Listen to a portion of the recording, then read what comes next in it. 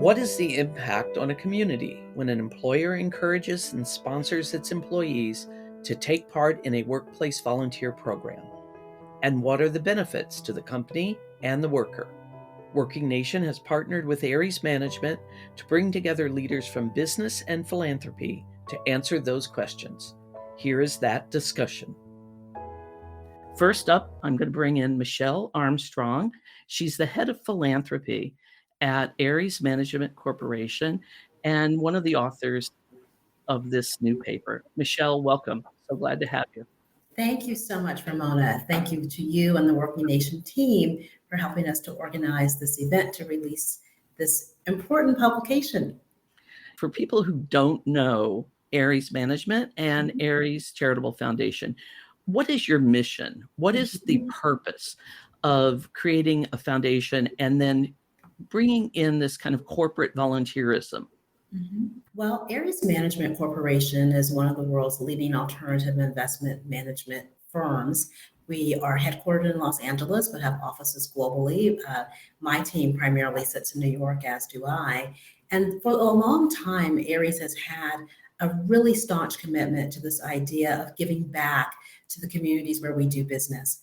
And we do that through three key programs. We have our Ares Foundation, which strives to help accelerate equality of economic opportunity. And we do that through grant making to like-minded nonprofit organizations that share our ideals and our ways that we reimagine the world and society to be a better place. And then we also have our corporate contributions that allow us to respond quickly through contributions and support for very pressing causes like COVID relief. And then, of course, we have Ares in Motion, or what we call AIM, which is our signature employee engagement program that is a way for us to connect our team members to volunteerism in the communities where they do business, and as a result, allow us to demonstrate the ways that we take our core values as a firm and truly put them into action.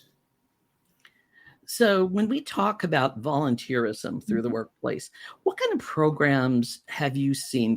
And we'll get to some of the details on the white paper shortly, but what kind of programs have you seen and what are the companies doing in their own communities? You know, it ranges. Some organizations are focused on a service-based volunteerism where you can get a lot of people involved for perhaps rallying around campaigns like beautification, park cleanup, doing something with youth and families, food insecurity, going to a food bank, for example, and maybe helping to pack grocery bags. Those are, I think, quick and easy and very hands-on ways to get employees connected to this idea of giving back to their community. You can also do skills-based volunteerism, where the employee's time commitment with the organization can be sustained over a period where they are perhaps serving as a mentor, or as a board member, or as an advisory committee member. So there are myriad ways that you can connect people to this idea of service. We try to take a bit of a multifaceted approach. We offer both the service-based as well as the skills-based volunteer opportunities. We also recently launched, as of fall of last year, a nonprofit board placement and training program where we're helping people now to go beyond the sponsored volunteer opportunities that we create as a firm and encouraging people to give back to nonprofits by serving on their boards and becoming even more intimately engaged with the mission and the causes that those charities are undertaking. So the new white paper, you found that there were some key takeaways, some things that were kind of universal, I think, in these volunteer programs. What were some of the findings that you thought were the most important? You know, what I thought what really stood out is the fact that people are looking for a way to make a difference because they feel that they themselves have been privileged and blessed to have so much that now they want to share out those blessings with others. What's particularly interesting, and as you will see as we probe the findings of the white paper, are the ways that the different generations think about volunteerism, why they choose to get involved, the effects and the benefits that they find that it has on them. Is it a way, for example, to be able to utilize their expertise, or is it perhaps a way to strengthen and to hone expertise?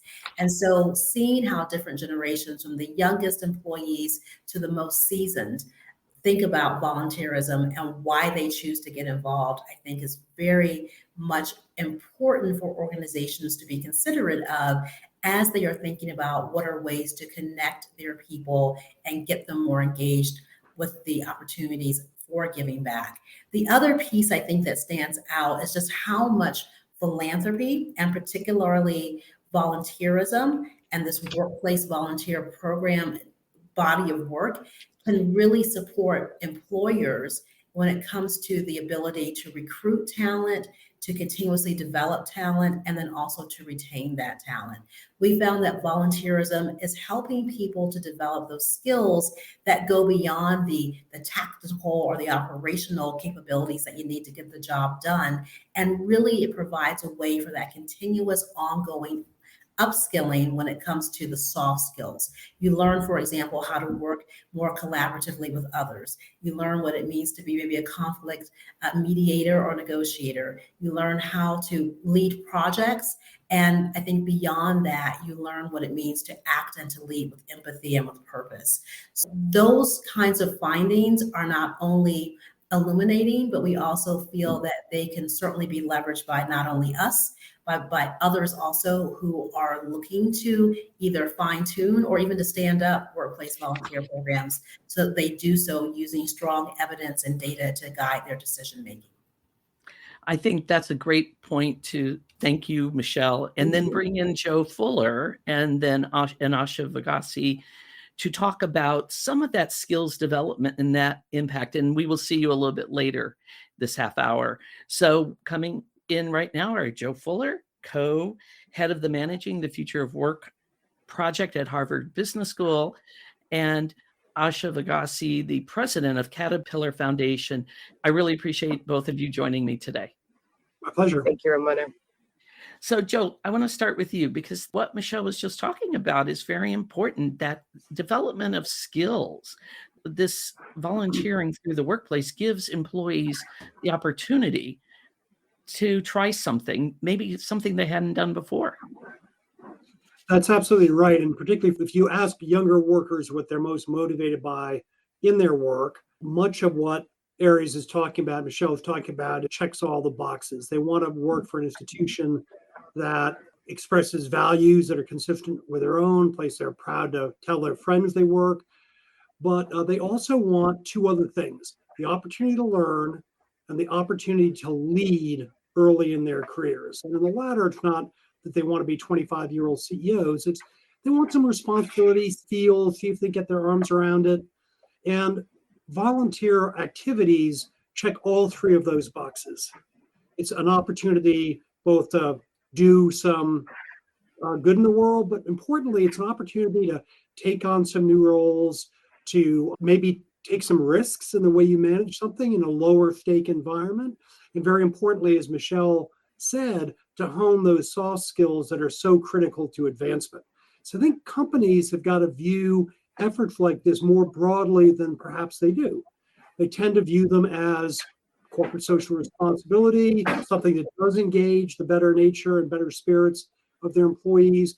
But they don't think of it as a training exercise. They don't think about going to workers and say, why don't you get more involved in this with an express purpose of encouraging them to cultivate or broaden their range of skills? So there's some hidden benefits to companies and individuals in terms of skills development that I think the paper speaks to very articulately. And Asha, you and I had talked a little bit earlier as well about this, the Gen X, the Gen Z finding on how that was very, very important. Absolutely, Ramona. Equipping young people with the skills that they need to succeed at the workplace in order to find success is a major focus of the Caterpillar Foundation. And as Joe mentioned, we believe that volunteerism plays such an important role in making that effort. We see many ways in which Gen Zs can be supported through volunteerism programs. And one of the ways in which we make sure is that we are actually developing programs that drive real change for them. In the backdrop of the UN General Assembly this week, one of the things that we've seen is more active participation by the Gen Zs at places where decisions are being made. And that in itself is an example to show how actively and inclusively they are clued into driving social change. And it really goes to show that they're tuned into sustainable development goals and making sure, especially within quality education and gender equality. So it is upon us as corporations to ensure that as they enter the workforce, that we're providing them with the right volunteer opportunities that speaks to these issues, while at the same time we're helping them learn some of these new skills that they need in order to create an engaged workforce. And for us at the foundation, we really embrace that to ensure that we are empowering them and really harnessing their passion, their time, the talent through volunteer programs. And one such example for us is that this year we launched our volunteer service match program, which allows employees to choose the volunteer organization that they already give their time to, but also then the foundation will match that through one of our funding initiatives. And in just 5 months of launching that program, what we have seen is that employees have recorded 60,000 hours across 8 countries. Now, we're supporting a global workforce at Caterpillar, and we want to make sure that we are providing these types of platforms that allow them to even more engage with the communities where they live and work. That's a good takeaway that we could probably, what's the right word, scale up for other companies, having the employee, the volunteer, kind of putting their voice into the conversation. Absolutely. And I think what we're seeing is that more and more corporations are adopting these ways. It's no longer a nice to have, but it is a need to have for us to make sure that we are providing these types of different platforms and also ensuring that it's not just about the resources, but it is the time and the talent that we can provide them these types of opportunities within the corporation. So, Joe, when you have talked to companies, is that high on the list? Is the idea of being involved in the community? Is that something that companies maybe take into consideration, or maybe they should start taking into consideration more? Ramona, I think that it is on certainly the minds of large companies. What I would challenge is that the extent of the commitment is often pretty limited. And it's limited in a couple of ways. One is that it's viewed as a charitable activity. Therefore, the budgets are tight and the extent to which they're prepared to deploy non-man-hour resources is very constrained. And that's a very appropriate way to manage it because line managers don't understand this environment as well. You want someone who is a professional in the field running it, but how the manifestation of that concern about the community can range from very, very modest and a bit superficial and modest contributions trumpeted loudly to very sincere, ongoing commitments where not only are there company activities, but they're real encouragement of individual employees or small groups of employees to engage in civic good, maybe in a way that they're particularly expert. Let's take somebody who is very knowledgeable about substance abuse, or maybe has formerly incarcerated relative and is passionate about getting a group together that wants to work on that. It's not the day of service. It's not the photo op with the mayor, but companies can enable not merely people to get involved in those big activities, but really give support. It can be as simple as a modest expense budget and access to company conference room 3 times a year or something. But one likes to see is companies that are sustainably engaged, willing to deploy real resources, but also allow the applications for some social entrepreneurship from within their workforce. People who will engage on critical issues that they care about, they know well, and bring their skills, corporate discipline, and fellow employees who are interested in that specific cause to the service of the community and to people working on those issues in the community. I think that's where that sense of purpose comes in. And also, if you have a happy employee, you have better chances of retaining them. Thank you both. I'm going to now bring in Angela Williams from the United Way. And don't go away just yet, everyone. Just stick around. Angela is the president and CEO of United Way, and a very familiar name in volunteering. Angela, thank you for joining us. Thanks, Ramona. It's a pleasure to be with everyone. So United Way has, I believe I'm quoting the number correctly, 45,000 corporate partners. Yes. And so you really do have a sense of what engaging with the community can be like. Tell me some of the things that you have seen from working with your partners. What is the impact for them? Thanks, Ramona. I want to first frame my response in this way. I appreciate the conversation that has been happening with the other guests and the comments that they've made, because what has come to light is the fact that we can't talk about corporations or the civil society and other sectors in isolation. Because, in fact, companies operate and employ in communities, and they draw from communities. Because employees actually live, learn, work, and play in the community and where they are, we need to think about this not as isolated work, whether the corporation wants to give volunteer days. It's a recognition that it's actually an investment in their employees and the responsibility of the company to be engaged in the community. So one of the things that we have seen at United Way, we operate in 37 countries, and we have longstanding partnerships, for example, with Asha and Caterpillar, and so many more, is that employees do want to give back because they're giving back to their neighbors. They're giving back to communities down the street. And they want to make sure that where they live, that it's thriving and that their community is resilient. That's a responsibility that all of us have, whether it's a corporate entity or whether it's an individual singular employee. And we've seen such great outcomes from that. How do you work with a company to get them involved? Or what advice would you give a company if they want to be involved in their community? There's so many different ways. And again, the previous panelists have lifted up some ideas. But we have, through our corporations, employees that want to serve on our nonprofit boards. We have 1,100 local United Ways, and we cover about 95% of the communities in the United States. And as I said, we operate in 37 countries. We are always, as a volunteer-led organization, looking for people that want to bring their lived experience or their background or their professional skill sets to the fore in their community. So that's one way.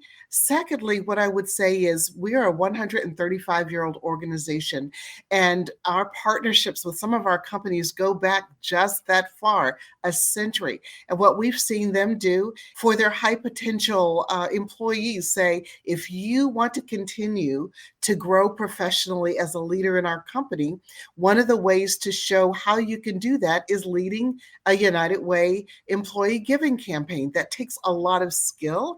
It's a great way to learn how to lead, how to engage, how to motivate and excite fellow employees. So that's another example of how our employees get involved. And then some other companies actually, in their new employee orientation, talk about the opportunity to volunteer and the ways in which the company allows their staff to be able to give back to the community.